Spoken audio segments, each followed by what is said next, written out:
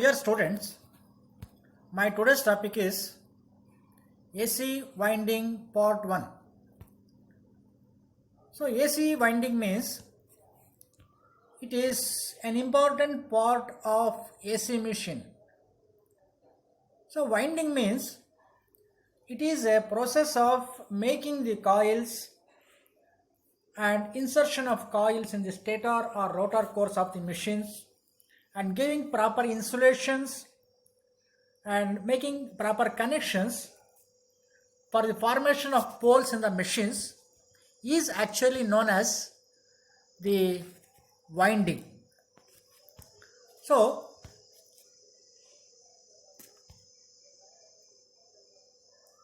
armature winding is the main part of an electrical machine. Electrical machines ಅಲ್ಲಿ winding ಅನ್ನೋದು ಬಹಳ ಮುಖ್ಯವಾಗಿರುವಂಥ ಒಂದು ಭಾಗ ಆಗಿರುತ್ತೆ.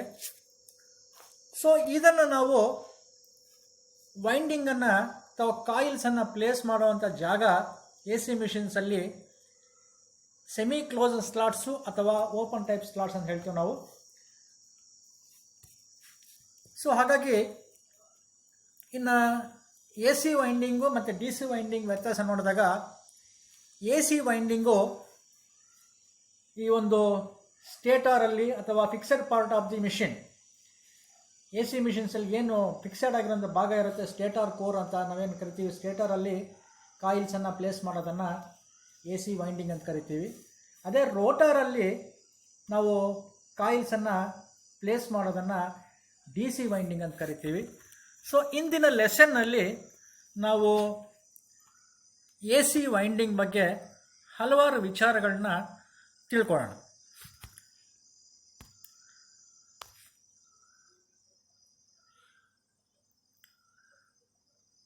ಸೊ ಇಲ್ಲಿ ಆರ್ಮೇಚರ್ ವೈಂಡಿಂಗ್ ಮೆಟೀರಿಯಲ್ಸ್, ಅದು ಡಿ ಸಿ ಮಿಷಿನ್ ಆಗಿರ್ಬೋದು ಅಥವಾ ಎ ಸಿ ಮಿಷಿನ್ ಆಗಿರ್ಬೋದು. ಆರ್ಮೇಚರ್ ವೈಂಡಿಂಗ್ ಮೆಟೀರಿಯಲ್ಸ್ ಏನು ನಾವು ಬಳಸ್ತೀವಿ, ಈ ಎಲ್ಲ ಮೆಟೀರಿಯಲ್ಸನ್ನು ನಾವು ಎರಡು ಭಾಗ ಮಾಡ್ಬೋದು.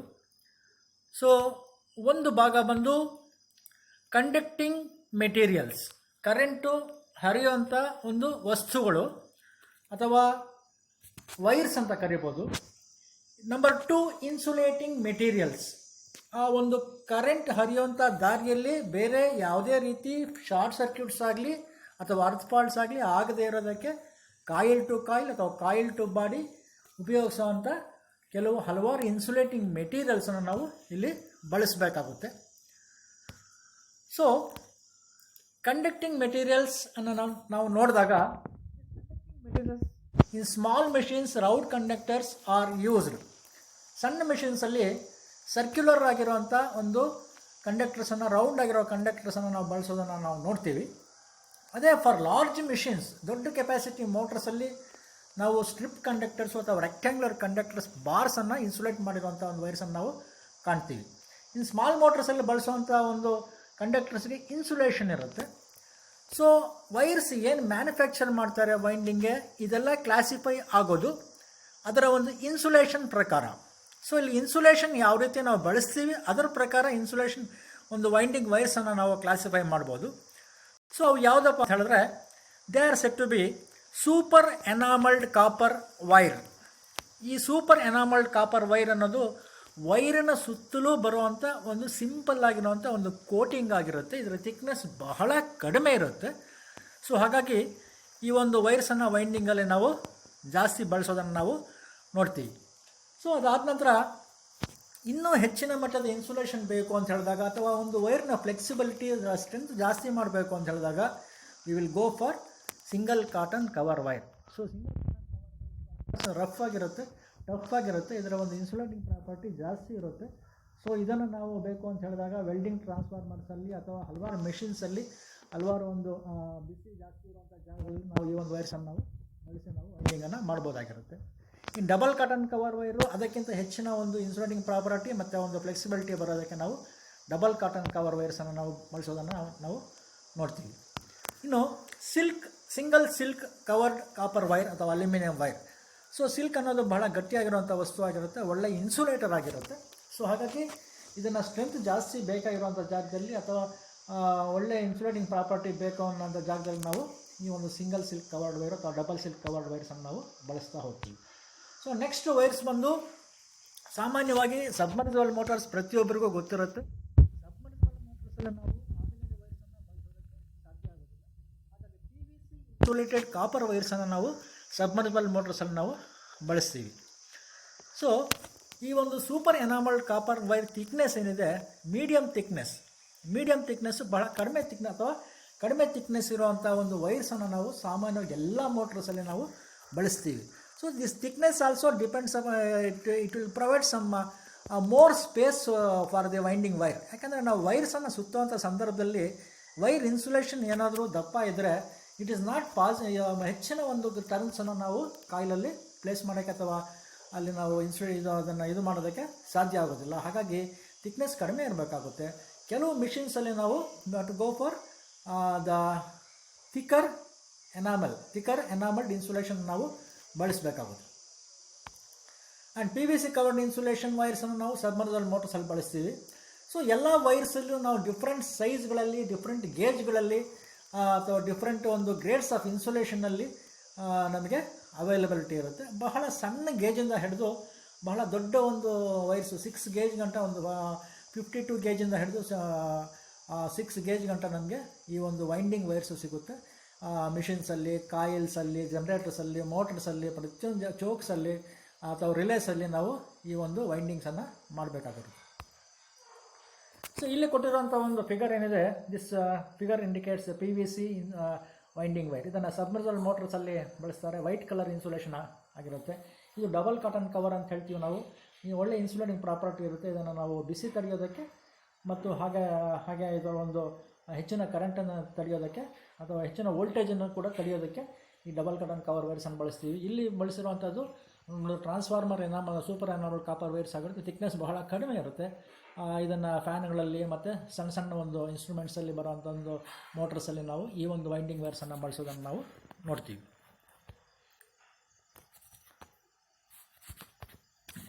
ನೆಕ್ಸ್ಟ್,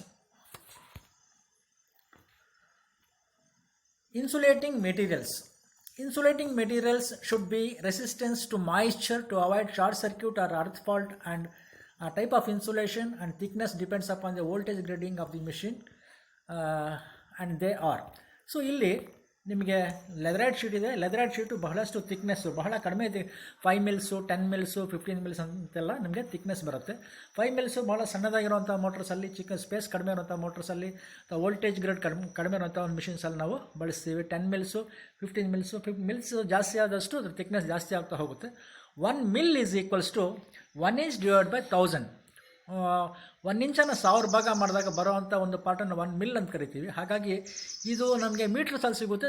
ಕೊನೆಗೆ ಇದರ ಥಿಕ್ನೆಸ್ ಏನಿದೆ, ಇದರ ಥಿಕ್ನೆಸ್ಸು ಮಿಲ್ಸಲ್ಲಿ ಸಿಗುತ್ತೆ. 5 ಮಿಲ್ಸು, 10 ಮಿಲ್ಸು ಮತ್ತು 15 ಮಿಲ್ಸು ಈ ರೀತಿಯಾಗಿ ನಮಗೆ ಡಿಫ್ರೆಂಟ್ ಥಿಕ್ನೆಸ್ಸಲ್ಲಿ ಸಿಗುತ್ತೆ. ಕೆಳಭಾಗದಲ್ಲಿ ಇರುವಂಥದ್ದು ಎಂಪೈರ್ ಕ್ಲಾತ್ ಅಥವಾ ಎಂಪೈರ್ ಟೇಪ್ ಅಂತ ನಾವು ಇದನ್ನು ಕರಿತೀವಿ. ಸೊ ಇಲ್ಲಿ ಹಲವಾರು ನಾವು ಮೆಟೀರಿಯಲ್ಸನ್ನು ನಾವು ವೈಂಡಿಂಗಲ್ಲಿ ಬಳಸ್ತೀವಿ. Those materials are set to be empire cloth. ಇಲ್ಲಿ ನೋಡಿ, ಇದನ್ನು ಎಂಪೈರ್ ಕ್ಲಾತ್ ಅಂತ ಕರಿತೀವಿ. ಇದು ಆರ್ಡಿನರಿ ಕ್ಲಾತ್ಗೆ ಕಾಟನ್ ಕ್ಲಾತನ್ನು ನಾವು ವಾರ್ನಿಷಲ್ಲಿ ಡಿಪ್ ಮಾಡಿದಾಗ ಬರುವಂಥ ಒಂದು ಕ್ಲಾತ್ ಇದು. ಇದಕ್ಕೆ ಒಳ್ಳೆ ಇನ್ಸುಲೇಟಿಂಗ್ ಪ್ರಾಪರ್ಟಿ ಇರುತ್ತೆ, ಫ್ಲೆಕ್ಸಿಬಿಲಿಟಿ ಇರುತ್ತೆ. ಸೊ ವೈರ್ ಏನು ಡ್ಯಾಮೇಜ್ ಆಗ್ದಿರ, ಕಾಯಿಲ್ ಸೈಡ್ ಏನೂ ತೊಂದರೆ ಆಗ್ದಿರ ಇರೋದಕ್ಕೆ ನಾವು ಈ ಒಂದು ಲೇಯರ್ ಆಫ್ ಈ ಒಂದು ಪದರನ ನಾವು ಒಂದು ಸ್ಲಾಟ್ ಇನ್ಸುಲೇಷನ್ ಆಗಿ ನಾವು ಬಳಸ್ತೀವಿ.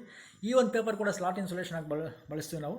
ಇದ್ರ ಜೊತೆಗೆ ನಾವು Melinex sheet, so white colour sheet ಬರುತ್ತೆ, ಲೆದರಾಯ್ಡ್ ಪೇಪರ್ ಬರುತ್ತೆ, ಫಿಲಿಮ್ ಲೆದರಾಯ್ಡ್ ಪೇಪರ್ ಬರುತ್ತೆ, ಮೈಕಾನೆಟ್ ಶೀಟ್ ಬರುತ್ತೆ, fibre, cotton tape, silk tape, empire tape, glass tape, cotton sleeves, empire sleeves, micanite sleeves, PVC sleeves, binding thread, bamboo, insulating varnish. ಹಾಗಾಗಿ ಹಲವಾರು ಮೆಟೀರಿಯಲ್ಸನ್ನು ನಾವು ವೈಂಡಿಂಗಲ್ಲಿ ಬಳಸಬೇಕಾಗಿರುತ್ತೆ.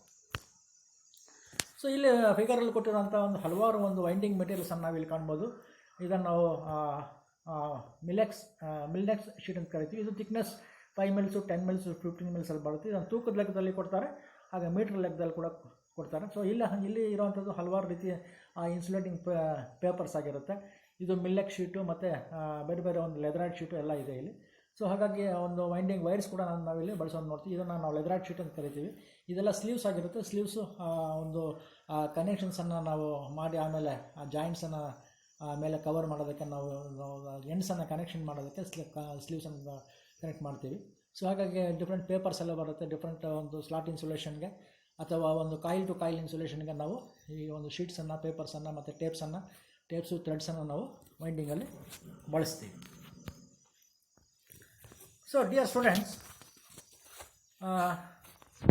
If you go for the classification of insulating materials, ಈ insulating materials ನಾವು ಏನು ಬಳಸ್ತೀವಿ, ಈ ಬಳಸುವಂಥ insulating ಮೆಟೀರಿಯಲ್ಸನ್ನು classification ಮಾಡೋದಾಗಿ ಯಾವುದೇ ಒಂದು ಮೋಟ್ರನ್ನು ನೋಡಿದಾಗ ಆ ಮೋಟ್ರಲ್ಲಿರುವಂಥ ಒಂದು class of insulation Y, A, E, B, F, H ಅಂತ ಬರುತ್ತೆ.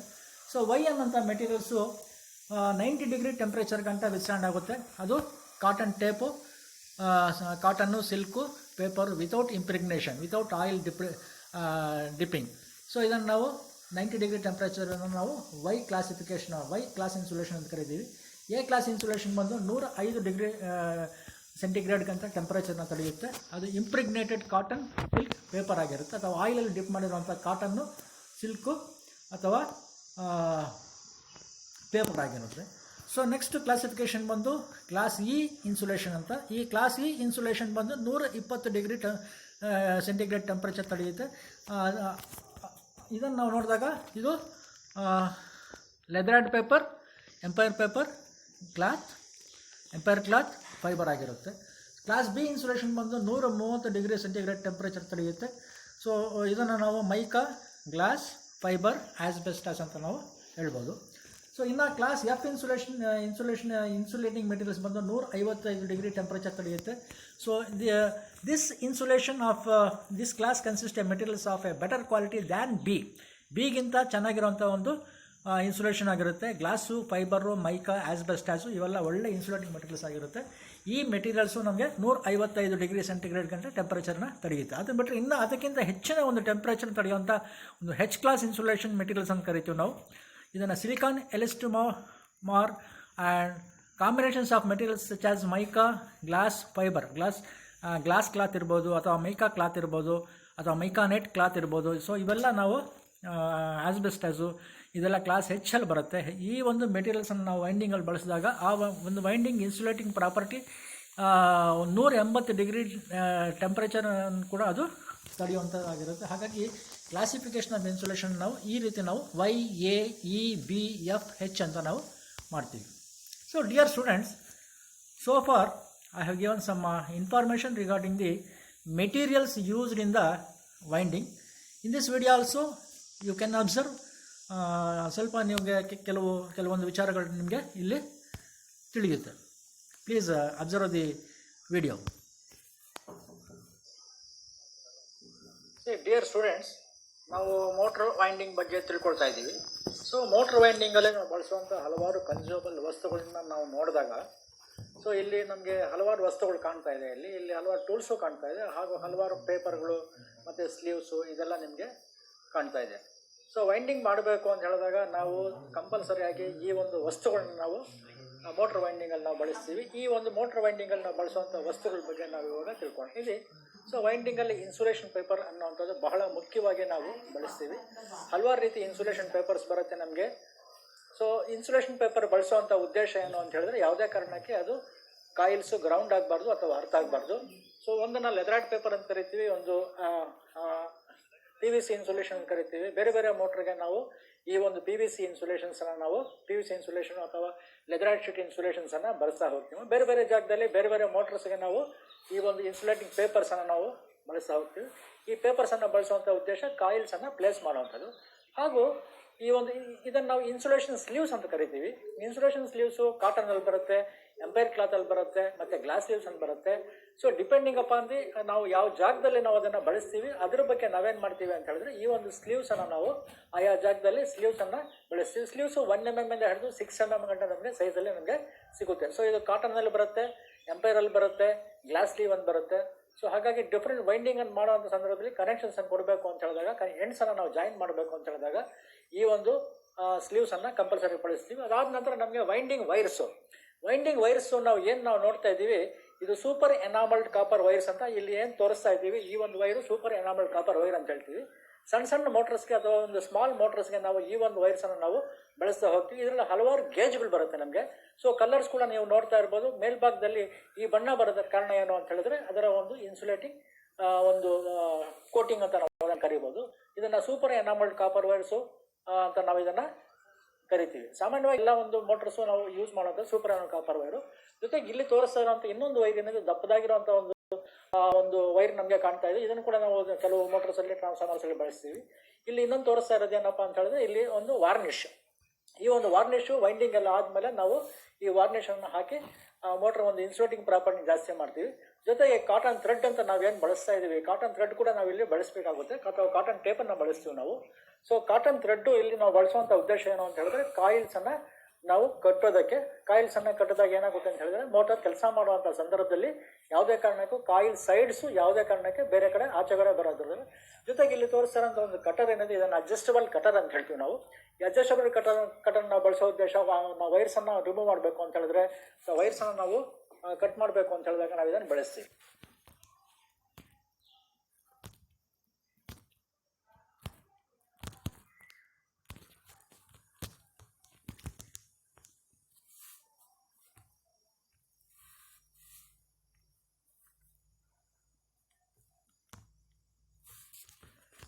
So dear students, so far I have given some information regarding AC motor winding. So in this lesson you have to answer for these following questions. ಈ ಕ್ವಶನ್ಸ್ಗೆ ನೀವು answer ಮಾಡಬೇಕಾಗಿರುತ್ತೆ. They are set to be why super enamelled wires are used in windings. Winding ಮಾಡುವಂಥ ಸಂದರ್ಭದಲ್ಲಿ ಯಾವ ಕಾರಣಕ್ಕಾಗಿ ನಾವು ಬರೀ ಸೂಪರ್ ಎನಾಮಲ್ಡ್ ಕಾಪರ್ ವೈರ್ಸನ್ನು ಬಳಸ್ತೀವಿ, ಬೇರೆ ಇನ್ಸುಲೇಷನ್ ವೈರ್ಸನ್ನು ಬಳಸೋಕ್ಕಾಗೋದಿಲ್ಲ, ಯಾಕೆಂತ ನೀವು ಇದಕ್ಕೆ ಆನ್ಸರ್ನ ಮಾಡಬೇಕಾಗಿರುತ್ತೆ. And second question is how to classify the insulating materials. So insulating materials ನಾವು ಏನು ಬಳಸ್ತೀವಿ, ಲೆದರೈಡ್ ಶೀಟ್ ಇರ್ಬೋದು, ಅಥವಾ ಫೈಬರ್ ಇರ್ಬೋದು, ಅಥವಾ ಎಂಪೈರ್ ಕ್ಲಾತ್ ಇರ್ಬೋದು, ಅಥವಾ ಸ್ಲೀವ್ಸ್ ಇರ್ಬೋದು. ಸೊ ಈ ಒಂದು ಇನ್ಸುಲೇಟಿಂಗ್ ಮೆಟೀರಿಯಲ್ಸನ್ನು ಯಾವ ರೀತಿ ನಾವು ಕ್ಲಾಸಿಫೈ ಮಾಡಬೇಕು, ಅದು ಯಾವ ರೀತಿ ಕ್ಲಾಸಿಫೈ ಆಗುತ್ತೆ ಅಂತ ಹೇಳ್ಬಿಟ್ಟು ನೀವು ಅದನ್ನು ಬರೀಬೇಕಾಗಿರುತ್ತೆ. And third question is what are the types of winding wires. Winding wires ಅದನ್ನು ನಾವು depending upon the type of insulation used, insulation ಯಾವ ಇನ್ಸುಲೇಷನ್ ಬಳಸ್ತೀವಿ ಅದರ ಮೇಲೆ ನಾವು ಅದನ್ನು ಡಿವೈಡ್ ಮಾಡ್ತೀವಿ. ಅದನ್ನು ಯಾವ್ಯಾವ ವೈರ್ಸ್ ಬರುತ್ತೆ ಸೊ ಅದನ್ನು ನೀವು ಬರೀಬೇಕಾಗಿರುತ್ತೆ. And fourth question is what is the difference between A C winding and D C winding. So A C ಮೋಟ್ರಲ್ಲಿ ನಮಗೆ ವೈಂಡಿಂಗ್ ಬೇಕಾಗುತ್ತೆ, ಡಿ ಸಿ ಮೋಟ್ರಲ್ಲಿ ವೈಂಡಿಂಗ್ ಬೇಕಾಗುತ್ತೆ, ಅಥವಾ ಎ ಸಿ ಮಿಷಿನಲ್ಲಿ ವೈಂಡಿಂಗ್ ಬೇಕಾಗುತ್ತೆ, ಡಿ ಸಿ ಮಿಷಿನಲ್ಲಿ ವೈಂಡಿಂಗ್ ಬೇಕಾಗುತ್ತೆ. ಸೊ ಅದಕ್ಕಿರೋಂಥ ಒಂದು ಡಿಫ್ರೆನ್ಸ್ ಏನು, ಮೈನ್ ಡಿಫ್ರೆನ್ಸ್ ಏನು ಅಂತ ಹೇಳ್ಬಿಟ್ಟು ನೀವು ಅದನ್ನು ಬರೀಬೇಕು. So far I have given some information regarding the winding materials of the which are used for winding. So thank you all for watching this PPT video. Thank you very much. Thank you dear students.